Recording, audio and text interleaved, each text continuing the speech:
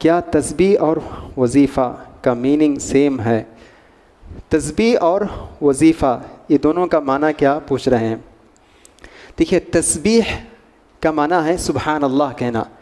عربی میں سبح یسبح تسبیحا کہتے ہیں، جس کا معنی ہے سبحان اللہ کہنا، اللہ کی پاکی بیان کرنا، اس کا معنی ہے. وظیفہ دعاؤں کا مجموعہ کو کہتے ہیں. اردو میں دعاؤں کا جو مجموعہ ہوتا ہے، صبح و شام کے وظائف، یعنی صبح و شام میں مختلف ہم دعائیں پڑھتے ہیں، ان مجموعوں کو وظائف کہتے ہیں، وظیفہ کہتے ہیں. یہ ایک معنی ہے.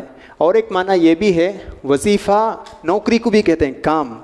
میرا وظیفہ جو ہے پڑھانا ہے، مدرس ہوں، استاذ ہیں، تجارت ہے، اس کو بھی ہم کہتے ہیں. تو کبھی کبھی جو ہے وظیفۃ شہر رمضان اس طرح بھی ہم کہتے ہیں، رمضان میں کیا کیا کام کرنا چاہیے، رمضان کے کیا کیا اعمال. تو بہرحال اس جو سوال میں جو پوچھے ہیں، تو یہاں وظیفہ کا مطلب یہ ہے کہ دعاؤں کا مجموعہ کو کہتے ہیں، اور تسبیح جو ہے صرف سبحان اللہ پڑھنے کو کہتے ہیں.